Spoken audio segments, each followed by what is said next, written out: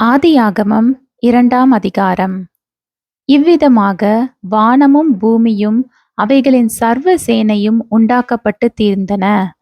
தேவன் தாம் செய்த தம்முடைய கிரியையை 7ஆம் நாளிலே நிறைவேற்றி, தாம் உண்டாக்கின தம்முடைய கிரியைகளை எல்லாம் முடித்த பின்பு 7ஆம் நாளிலே ஓய்ந்திருந்தார்.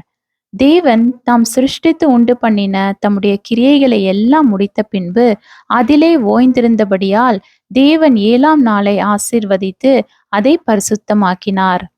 தேவனாகிய கர்த்தர் பூமியையும் வானத்தையும் உண்டாக்கின நாளிலே வானமும் பூமியும் சிருஷ்டிக்கப்பட்ட வரலாறு இவைகளே. நிலத்தினுடைய சகலவித செடிகளும் பூமியின் மேல் இன்னும் உண்டாகவில்லை. நிலத்தினுடைய சகலவித பூண்டுகளும் இன்னும் முளைக்கவில்லை. ஏனெனில் தேவனாகிய கர்த்தர் பூமியின் மேல் இன்னும் மழையை பெய்ய பண்ணவில்லை.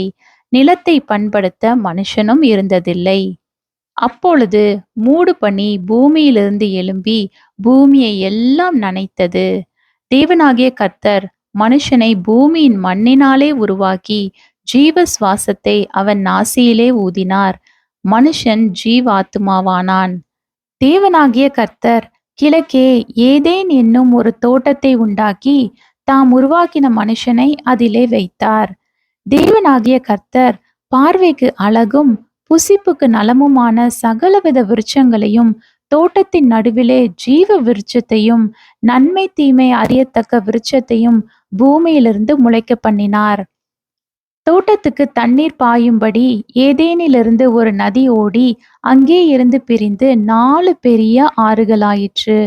முதலாம் ஆற்றுக்கு பைசோன் என்று பெயர். அது ஆவிலா தேசம் முழுவதையும் சுற்றி ஓடும்.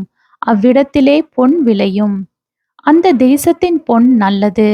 அவ்விடத்திலே பிதேலாகும் கோமெத கல்லும் உண்டு. 2ஆம் ஆற்றுக்கு கீகோன் என்று பெயர். அது எத்தியோப்பியா தேசம் முழுவதையும் சுற்றி ஓடும். 3ஆம் ஆற்றுக்கு இதகேல் என்று பெயர். அது அசிரியாவுக்கு கிழக்கே ஓடும். 4ஆம் ஆற்றுக்கு ஐப்பிராத்து என்று பெயர். தேவனாகிய கர்த்தர் மனுஷனை ஏதேன் தோட்டத்திலே அழைத்து கொண்டு வந்து அதை பண்படுத்தவும் காக்கவும் வைத்தார். தேவனாகிய கர்த்தர் மனுஷனை நோக்கி, நீ தோட்டத்தில் உள்ள சகல விருட்சத்தின் கனியையும் புசிக்கவே புசிக்கலாம். ஆனாலும் நன்மை தீமை அறியத்தக்க விருட்சத்தின் கனியை புசிக்க வேண்டாம். அதை நீ புசிக்கும் நாளில் சாகவே சாவாய் என்று கட்டளையிட்டார். பின்பு தேவனாகிய கர்த்தர், மனுஷன் தனிமையாயிருப்பது நல்லதல்ல, ஏற்ற துணையை அவனுக்கு உண்டாக்குவேன் என்றார். தேவனாகிய கர்த்தர் வெளியின் சகலவித மிருகங்களையும் ஆகாயத்தின் சகலவித பறவைகளையும் மண்ணினாலே உருவாக்கி ஆதாம் அவைகளுக்கு என்ன பெயரிடுவான் என்று பார்க்கும்படி அவைகளை அவனிடத்தில் கொண்டு வந்தார். அந்தந்த ஜீவ ஜந்துக்கு ஆதாம் எந்தெந்த பெயரிட்டானோ அதுவே அதற்கு பெயராயிற்று. அப்படியே ஆதாம் சகலவித நாட்டு மிருகங்களுக்கும் ஆகாயத்து பறவைகளுக்கும் சகலவித காட்டு மிருகங்களுக்கும் பெயரிட்டான். ஆதாமுக்கோ ஏற்ற துணை இன்னும் காணப்படவில்லை. அப்பொழுது தேவனாகிய கர்த்தர் ஆதாமுக்கு அயர்ந்த நித்திரையை வரப்பண்ணினார். அவன் நித்திரை அடைந்தான். அவர் அவன் விலா எலும்புகளில் ஒன்றை எடுத்து அந்த இடத்தை சதையினால் அடைத்தார்.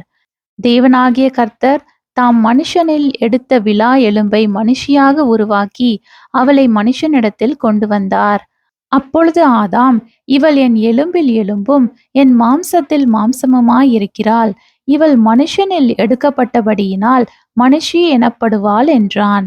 இதனிமித்தம் புருஷன் தன் தகப்பனையும் தன் தாயையும் விட்டு தன் மனைவியோட இசைந்திருப்பான். அவர்கள் ஒரே மாம்சமாயிருப்பார்கள். ஆதாமும் அவன் மனைவியுமாகிய இருவரும் நிர்வாணிகளாயிருந்தும் வெட்கப்படாதிருந்தார்கள்.